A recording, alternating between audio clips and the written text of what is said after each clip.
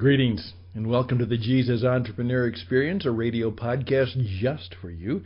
This is the Sunday night meeting. That's what we call it, the Sunday night meeting.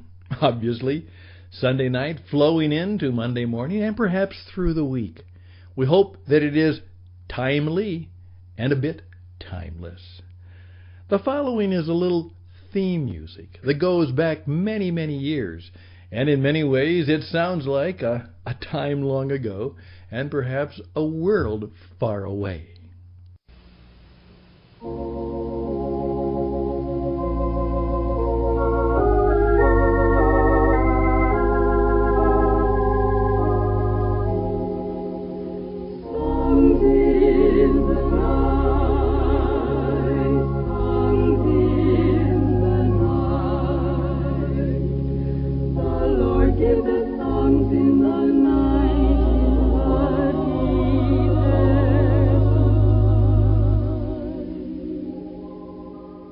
Yes, there it is. Songs in the Night, an old-fashioned hymn that was the theme song for a radio program that was begun many years ago and in many ways continues to this very day. Well, I had a relationship with it many, many years ago, and I learned a great deal from it that has helped me not only as an international radio broadcaster, but what I also believe is my present role as an entrepreneurial business performance coach. And I would like to talk about songs in the night. And I'd like to ask you a little bit about how you do spend your nights. That's coming up on Radio on the Edge, the Jesus Entrepreneur Experience for a Sunday night meeting right now. He careth for you. He careth for you when the worries and cares of your life seem to block out the rays of His light. Never forget, never lose sight, for He careth for you. For He careth for you.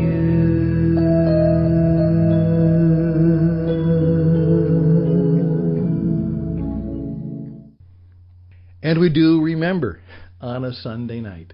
It's been a busy weekend. You know how I know that? Because they seemingly always are. I hope we take some time, as I say, to kind of finish up the errands of the Saturday morning, but then take time to Sabbath, to take a super rest, to take a day off, to take some time to worship. And then for many years, and I have clients and customers and good friends all over the world who've simply learned the strategy that, hey, after doing all of that, Sunday night, you put on some music that's quiet, music you like, maybe light a candle, get a notebook, certainly a prayer book, or your Bible, and a piece of paper, and you do a Sunday night meeting with yourself, with your spirit. Bring those things together. And with the Jesus Entrepreneur, the Spirit of the living God, who you are going to need as you meet the marketplace on Monday. Well, let's begin. First of all, I've always loved late night radio. What brought me back again after many years to doing this particular program, and I hope that it will go and grow, is that from my childhood, radio has fascinated me. And as one of my career counselors who I was visiting with, not necessarily for me, but he'd been doing it for years, we got onto the conversation of when you are in crisis or when you are in emotional and financial and relational and maybe personal crisis, go back to some of the things that are your first love. As we said on Friday going into Saturday, what are some of your favorite things? Remember? Your 7 favorite things.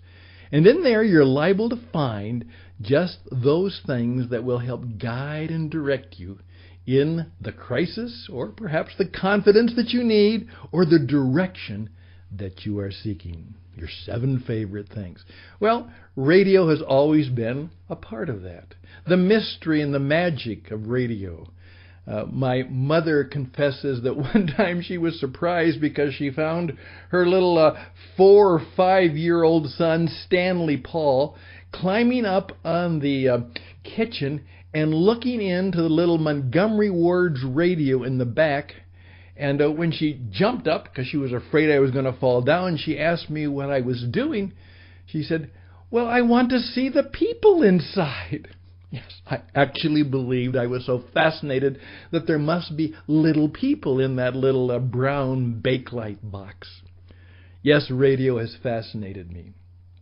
And for many years, a member of my family, my Uncle Don Houston, who was well known throughout church music circles, many years ago, he, along with a new pastor by the name of William Graham and a few other people, began to put together a little radio program that came out of a small church in one of the western suburbs of Chicago. And because it was literally before the time of the perfection of a recording tape, they did what I love and still love to this very day, wish we could do more of, that is real live radio. Sunday night, they would gather in their little church. They would invite a few people to come, and the minister, the speaker, the organist, my Uncle Don, a group of other people would begin to do a 45-minute program, which they called Songs in the Night. And it was based on the scriptural reference that says, in the time of great stress and distress, when things aren't going real well, the Lord giveth songs in the night. And for many years, hundreds, thousands, perhaps even millions of people have been comforted by the spoken word, the quiet words of encouragement, the music, the organ playing, the combination of truly a Sunday night spiritual experience has been not just a relief, but oftentimes a deep comfort, and perhaps something that helped people truly become strong in their broken places of life. Yeah, strong in the broken places. And a lot of this comes from the idea that we all go through long, dark nights, and the Lord giveth songs in the night. Well, I would encourage you to check that out.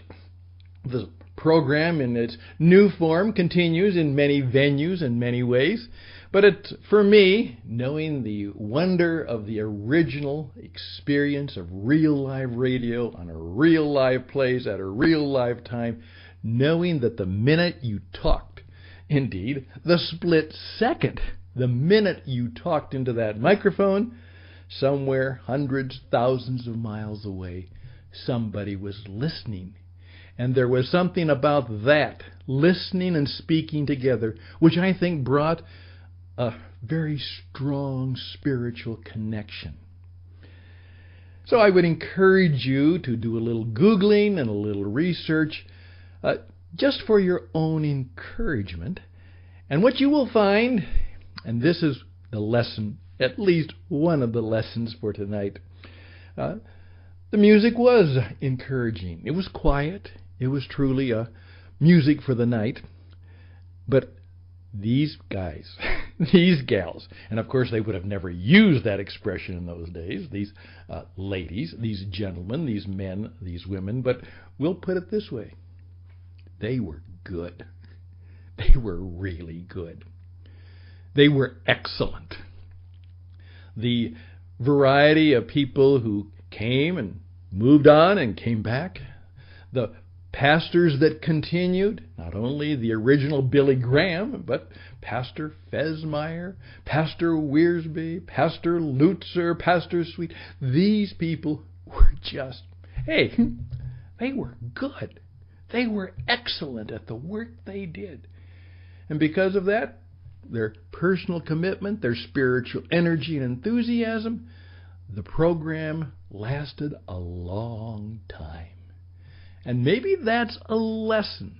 They started simply, and as I mentioned last week, they had an audience of 1, maybe 2, maybe 3 to begin with. Maybe they were the only ones. But God was there, and the Spirit of God was there. And through the power of 50,000 watts, because they just didn't take a small little radio station. They went big time with one of the large 50,000 watt clear channel stations in Chicago. And things changed. Things happened. God moved. Lives were changed. An organization and a movement became something that has lasted and continues to last for a long time. Songs in the night. And it still appeals to me. I heard it many, many, many years ago when I was a child. And actually, of course, I went and visited there. As my uncle played the organ, I actually was there when they would do the program from time to time. But it sticks with me. Couple things that I just want to follow on. But please remember, in this first 10 minutes, that was significant. Songs in the night. Something Spirit-led, something Jesus-led, something truly entrepreneurial. And it was performed and executed and strategized by men and women who were good and worked really hard at what they did.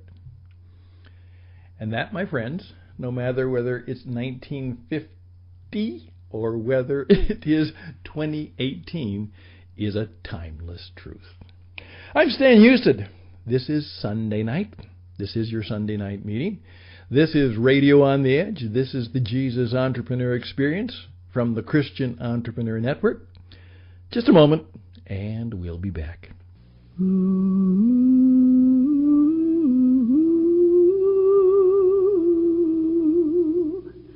Tis a gift to be simple, 'tis a gift to be free.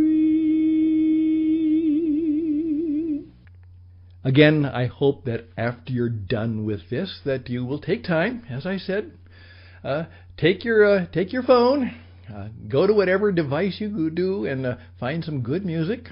As I say, I often like to get a notebook, and I get a good pen, a nice pen. Nice notebook, nice pen. I do occasionally light a candle, and I just simply have my Bible in my notebook and some of the prayer books that are important to me, and I just ask God to speak to me, and then with pen in hand, I kind of pen out the plan for the day.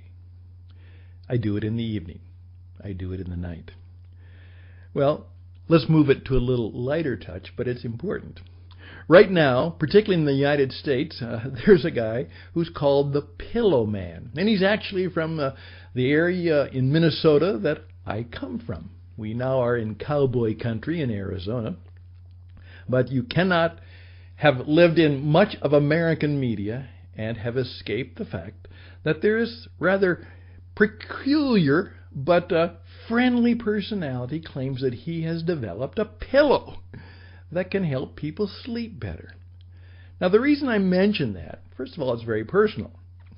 I usually sleep well, but it took a long time for me to get a routine down and to find the right pillow that kind of worked for me. Here's what I do know, is that if you do not get enough sleep, you are in big trouble. There is one gentleman who had a very difficult life. He proclaims it proudly now as something that he believes is almost a spirit revolution, and a spirit revelation is that whatever it takes, he now gets 8 hours of sleep. And he says it has changed his life. And the lack of the ability to sleep well through the night is important. And we need to face that. Well, let me just tell you that I have found that going to bed and usually starting early at this stage in my life, simply taking a mental time out to go through the day, to thank God for the day, to think about the things just briefly that perhaps I should have done differently, and perhaps to congratulate myself on some wisdom and some of the choices that I was able to take, and then to find my rest. I admit, I did say, I wonder if that would work for me. And so Karen and I decided that one time when we were at a store that it was on sale, so we bought one of those My Pillows. Now, this is no endorsement. I'm just telling you that I didn't really think it would make any difference about who. It's just the other pillow was wearing out anyhow. Well, I'm surprised. It really does help me. Now, that doesn't mean it helps everybody. It may not help you, but I found that it did help me. And what I was able to do is I was able to sleep just a little bit better. And so what now happens is I find myself going to bed earlier, getting a good night's sleep as best I can, and then I wake while it's still night out. I've still had a good night's sleep, a good night's rest. But then, in the middle of the night, if for some reason, and of course it still happens, when I am awakened, and sometimes I think that God is awakening me to do something, usually to pray or think or just seek His experience further and deeper, or whatever it might be, I find that it is where I think of the songs and the stories, and as I say, first of all, the blessings and opportunities that I have, and then indeed say, hey, but the challenges and calamities are still before me. Lord Jesus, on this, whatever awakening you have for me tonight, please help me to give praise and thanks and act upon the blessings and opportunities. And, oh Lord, help me deal with the challenges and calamities. That's my little bit of counsel for a Sunday night meeting. Sure, get your rest. Get whatever pillow or whatever thing will help you sleep better. Get it well. When you do wake up, seek the song in the night. Seek the story. Say the prayer that will give you the power to have, at least in your heart, mind, and spirit, if not in your mouth itself, some songs in the night. And then seek to say, okay, the night is yours and the coming day is yours. I give it to you. So I'm going to sleep now. You wake me again, and I'll awake. Not just with a song in the night, but a song for the light. Best and blessings, I'm Stan Houston. This is Radio on the Edge. This is the Jesus Entrepreneur Experience, and we come your way from tcenglobal.org, tcenglobal.org.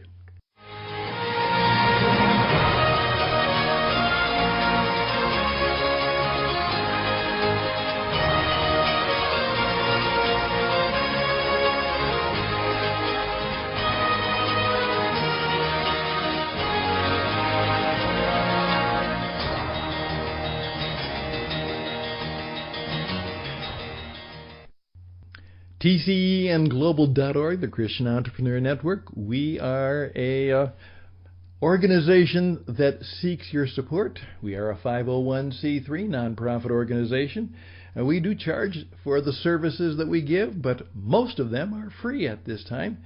But we do appreciate your donation. Yes, contact me at Stan Houston at radioedge77@gmail.com, radioedge77@gmail.com.